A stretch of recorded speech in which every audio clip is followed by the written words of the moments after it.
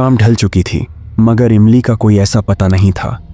उसकी माँ परेशान हो रही थी और राजू अंदर ही अंदर डरा सहमा सा था।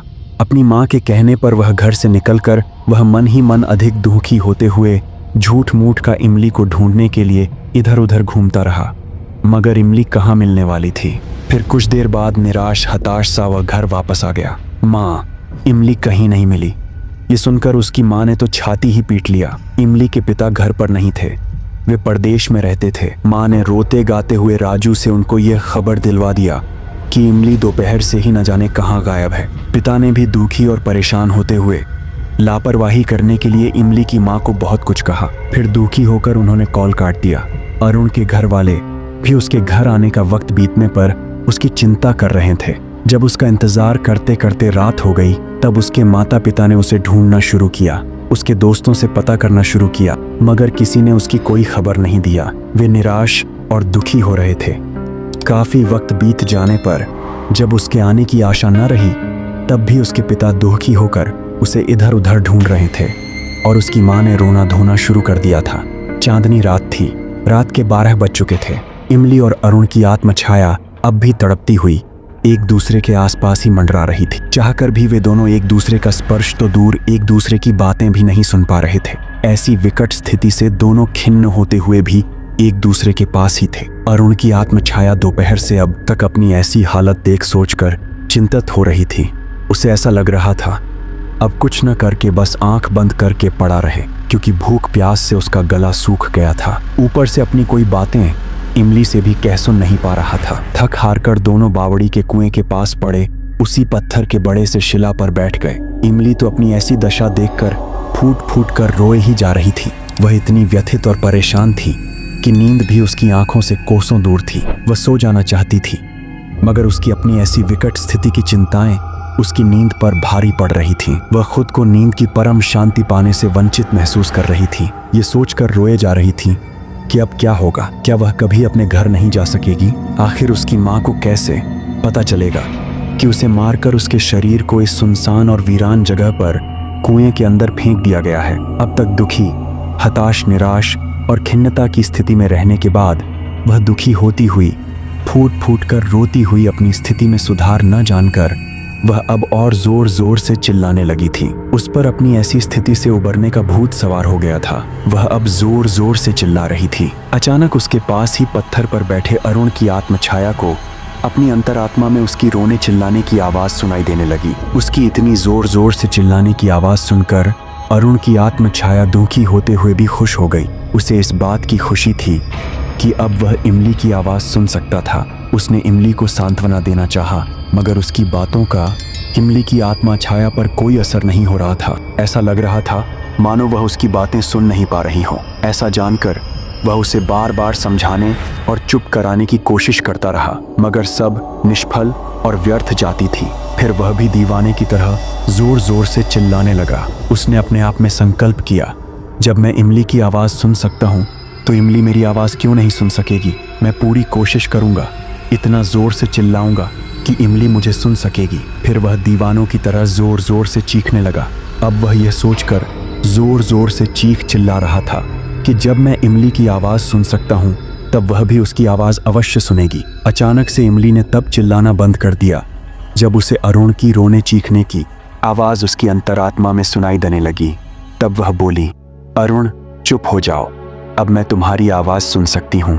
क्या तुम मुझे सुन सकते हो? हाँ इमली, अब मैं तुम्हें सुन सकता हूँ। उसी समय कुछ ही पल बाद इमली अरुण को छूना चाही, मगर तब वह निष्फल रही। ओह, मगर मैं अब भी तुम्हें छू नहीं पा रही हूँ। ऐसा क्यों? इमली, अब हम इंसान नहीं रहे। ये जो तुम मुझे और मैं तुम्हें इस रूप में देख रहे हैं और महसूस कर रहा हूँ, यह हमारा बॉडी नहीं, आत्मिक शरीर है। इसी कहानी की एक झलक। अलवर, राजस्थान का एक ऐतिहासिक शहर। एक बाइक सवार प्रेमी जोड़े अपनी मस्तानी चाल में शहर से दूर की सड़क पर बढ़े जा रहे थे। आगे बढ़ने पर उन्हें एक पतली सड़क मिली जो उस मुख्य मार्ग से जुड़ी हुई थी। उसी सड़क पर उसने अपनी बाइक को मोड़ दिया। वहां से 2-3 किलोमीटर आगे बढ़ने पर वह लड़का अपनी बाइक सड़क के किनारे रोक दिया। अब वहां से आगे बावड़ी तक बाइक को ले जाने के लिए कोई मार्ग नहीं था। वहां से आगे पत्थरों की सीढ़ियां बनी हुई थीं।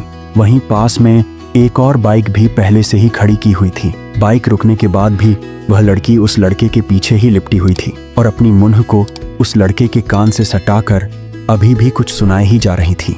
उस लड़का ने उस लड़की से कहा, इमली, हम आ गए हैं, अब आगे भी चलना है या यहीं बैठकर बातें करना है? ओह अच्छा, हम इतनी जल्दी आ गए।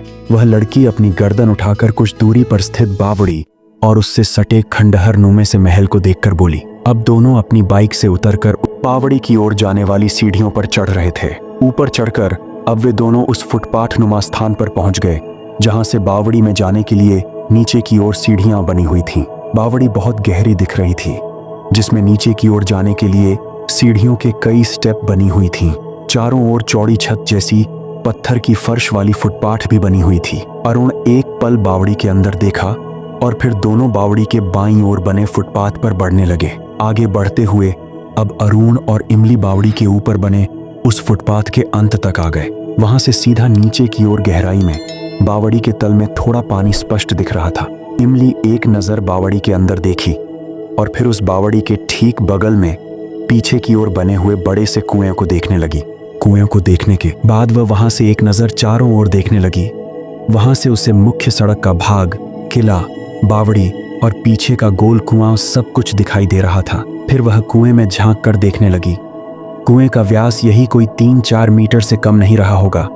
कुएं में लोहे की मोटी पाइप जो करीब 6 इंच व्यास वाली रही होगी, वह ऊपर से नीचे जा रही थी। उसने ध्यान से देखा, पर कुएं में बिल्कुल नीचे थोड़ा पानी दिखाई दे रहा था।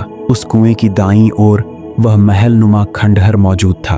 अरुण ने किला को इंगित करते हुए कहा, शायद इस कुएं की जड़ और बावड़ी की तलछट्टी दोनों को ही एक ही गहराई तक खुदाई की गई होगी। बावड़ी के नीचे से लेकर उस किले तक एक गुप्त मार्ग भी है। जब तुम अंदर बावड़ी में चलोगी तो मैं तुम्हें वह गुप्त रास्ता दिखाऊंगा जो इस बावड़ी के बीच से होकर उस किले तक जाती है। ओह, तो अब कब दिखाओगे? बावड़ी तो तुमने दिखाया नहीं और हम इधर पीछे कुएं के पास आ गए। अभी लौटते समय दिखाएंगे। शायद तुम बावड़ी में नीचे देखी नहीं थी। से एक लड़का और लड़की नीचे बावड़ी के सीढ़ियों पर बैठे हुए थे। अभी हम उधर पीछे चलेंगे। उधर पीछे कोई आता जाता नहीं, इसलिए मैं तुम्हें इधर ले आया हूं। कहाँ पीछे चलेंगे? हम लोग तो अंत तक आ गए हैं, इमली बोली। तब अरुण ने इमली को बाईं ओर बाहर की ओर इशारा करते हुए कहा, हम उधर नीचे चलेंगे। क्यों? उधर नीचे क्यों? हम यहाँ पर तो बैठ ही सकते हैं। अरे समझो तो, वहाँ नीचे बिल्कुल एकांत है। हम दोनों वहीं बैठकर आराम से बातें करेंगे। ऐसा कहकर अरुण उस फुटपाथ पर बैठकर नीचे देखा और फिर एक ही झटके में नीचे कूद गया। होह, कितना नीचा है। तुम नीचे क्यों कूद गए? इमली बोली। तुम भी आ जाओ ना, ज्यादा नीची नहीं है। देखो, मेरा हाथ ऊपर तक पहुंच रहा है ना। अरुण अपना हाथ ऊपर की ओर उठाकर बोला, मैं नीचे नहीं कूद सकूंगी। अगर मेरे पैर में मोच आ गई तो? अरे कुछ भी ना होगा, तुम डरती क्यों हो? अपना पैर लटकाओ, मैं तुम्हें पकड़ लेता हूँ। नहीं, मैं नहीं आऊंगी। मैं जानती थी तुम कुछ ऐसा ही कहोगे। ऐसा करके तुम मुझे अपनी गोद में उठाना चाहते हो, है ना? मैं तुम्हारी सारी मंशा समझ रही हूँ। ऐसी कोई बात नहीं इमली, बस तुम ये समझो, मैं उस कुएं के पीछे जाना चाहता हूँ। क्यों? मैंने बताया ना, कुएं के पीछे एक खास जगह है, एकांत है। हम दोनों वहां बैठकर बातें करेंगे। पर मैं अगर कूद गई तो फिर चढ़ूंगी कैसे? चढ़ते समय भी तुम गया यही हाल करोगे? नहीं, ऐसा कुछ भी नहीं होगा। लौटते वक्त हम वहीं से किले की ओर जाएंगे और फिर बावड़ी की दाईं ओर वाली रास्ते से सड़क तक आ जाएंगे। ओहो, तुमने तो मुझे परेशान कर दिया। अगर बैठकर बातें ही करनी थी तो हम बाइक पर भी ठीक थे। तुम उधर फालतू में जा रहे हो। मान जाना इमली, तू तो एक बात में इतनी देर कर रही है। क्या तुम्हें जल्दी लौटना नहीं है? ओह, तुम भी खाली पीली परेशान करते हो। तुम सामने से हट जाओ, मैं खुद भी नीचे कूद सकती हूँ। तब इमली दीवार के पास बैठकर जमीन की नीचाई गहराई देखने लगी। फिर झट से अपनी सैंडल उतार कर नीचे फेंक दी। हटो, हट जाओ सामने से। क्या इमली, तुमने सैंडल क्यों उतारी? तुम्हारे पैरों में कुछ चुभ जाएगी तो मुझे कुछ नहीं होगा। मैं इतनी फूल की बनी हुई नहीं हूँ। मैं रोज नंगी पैर पार्क में दौड़ लगाती हूँ। ऐसा कहकर इमली झट से कूद गई और फिर अरुण के पलक झपकते ही खड़ी भी हो गई। अब वह खड़ी होकर मुस्कुरा रही थी। तो तू फालतू में इतनी देर से नखरे कर रही थी। मैं जानता था तू कूद सकती है। दोनों पीछे कुएं की ओर बढ़ने लगे। वहां से दाईं ओर कुछ दूर किले की भवन का भग्नावशेष दिखाई दे रहा था। अरुण अपनी निडर और मस्त कदमों से इमली के साथ ऐसे बढ़ रहा था मानो वह इस जगह की इतिहास भूगोल से अच्छी तरह से पूर्व परिचित हो। हम थोड़ी देर यहीं पत्थर पर बैठते हैं। ऐसा कहकर अरुण अपने जेब से रुमाल निकाल लिया और कुएं के बगल में पड़े हुए पत्थर को साफ करके इमली को वहीं बैठने के लिए कहा। कुछ देर यहीं बैठते हैं, फिर किले के अंदर घूमने चलेंगे। अरुण ऐसा कहने के बाद वहीं पत्थर पर बैठ गया और दिव्या की ओर देखकर मुस्कुराया। दिव्या भी वहीं उसके बाईं ओर उसके बगल में बैठ गई। अरुण, तुम मुझे इतनी दूर लेकर आ गए। मैं अपनी पुस्तक खरीदने का नाम लेकर घर से बाहर निकली थी। हमें यहाँ से जल्दी ही लौटना होगा, अन्यथा मेरा भाई मुझे ढूंढने निकल जाएगा। तुम चिंता न करो, यहाँ तक कोई भी नहीं पहुँचेगा। इस वीराने में मुश्किल से ही कोई आता है। अगर घर पर कोई पूछे तो बता देना तुम अपनी सहेली के घर रुक गई थी। फिर भी देर मत करो, चलो किला घूम लेती हूँ और फिर हम वापस शहर चलते हैं। थोड़ी देर बैठ भी जाओ, तुम्हारे साथ बैठना मुझे अच्छा लगता है। 2 पल साथ में बिता लेते हैं। अरुण ने इमली को अपने बाएं हाथ से गले लगाकर इमली के सिर को अपने सिर से ऐसे सटाया कि दोनों के गालों का पूर्णतः स्पर्श हो गया। स्पर्श के सुखद एहसास पाकर इमली ने अपने नेत्र बंद कर लिए। अरुण इतने से भी बाज नहीं आया। फिर वह अपने दोनों हाथों से उसे भींचकर गले लगा लिया। कुछ देर तक दोनों यूं ही एक दूसरे से लिपटे हुए थे। तभी उन्हें गाड़ियों की आवाज सुनाई दी। दोनों झट से एक दूसरे से अलग हो गए। अरुण, यह गाड़ियों की आवाज कैसी है? कोई आया गया होगा। तुमने देखा था ना, एक बाइक वहां पहले से भी खड़ी थी। हमारी ही तरह और भी लोग यहाँ आते जाते रहते हैं। तुम चिंता मत करो, इधर पीछे कोई नहीं आएगा, क्योंकि बावड़ी से उस किले तक जाने के लिए दाईं ओर से रास्ता है। इधर पीछे दीवार कूदकर कोई नहीं आता है और बावड़ी की दीवार से सटे हुए इस कुएं की वजह से बावड़ी के अंदर से इधर कुछ भी नहीं दिखता है। पर जैसे हम दीवार से कूद कर आए हैं वैसे कोई और भी तो आ सकता है ना। अरे तुम इतनी क्यों डर रही हो? कोई आएगा भी तो हमारे ही जैसा ना, उससे हमें डरने की कोई ज़रूरत नहीं है। और फिर अगर कोई इधर आएगा तो उससे पहले ही हमें उसके पदचापों से उसकी आने की बात स्पष्ट मालूम जाएगी। इसलिए तुम बिल्कुल चिंता मत करो, थोड़ी देर आराम से बैठो, फिर हम यहाँ से चलते हैं। कहीं तुम्हारी मंशा गंदे काम करने की तो नहीं है ना? बिल्कुल नहीं। अगर तुम नहीं कहोगी तो मैं तुम्हें कुछ नहीं करूँगा। पर तुम ही तो उस दिन बता रही थी तुम्हारी सहेलियाँ अपने बॉयफ्रेंड के साथ अक्सर घूमने जाती हैं और तुमने ही यह बावड़ी देखने की इच्छा जताई थी। नहीं, मैं ऐसा नहीं कह रही थी। मैं तो यह कह रही थी कि मैं कभी यह बावड़ी नहीं देखी हूँ। इसका मतलब यह नहीं था कि मैं अकेली यहाँ तुम्हारे साथ आना चाहती थी। अच्छा, मुझे अच्छी तरह मालूम है, अब तुम सारा दोष मुझे ही दोगी। चलो फिर ठीक है, हम वापस चलते हैं। यह भी एक बात और जान लो, हम दोनों ही अभी नाबालिग हैं। अब तो सरकार ने लड़कियों की शादी की उम्र भी 21 वर्ष तय कर दी है। तुम तो अभी 16 की ही हो और मैं 18 का, या समझो मेरा 19वां चल रहा है। हम दोनों ही इस हिसाब से अयोग्य हैं। फिर तुम मुझे कभी मैसेज मत करना कि तुम मुझसे मिलना चाहती हो। इसके बाद अब मैं भी रिस्क नहीं लूँगा। एक तो तुम्हारा भाई मेरे पीछे पड़ा रहता है और तुम हो कि मेरे पीछे पड़ी रहती हो। तुमने तो मुझे परेशान कर दिया है, न रात चैन से रहने देती हो न दिन को। बस हो गई न सारी शिकायत पूरी, या और कुछ बाकी है? अगर बची हो तो वह भी कहकर संतोष कर लो। फिर कभी ऐसा मौका नहीं मिलेगा।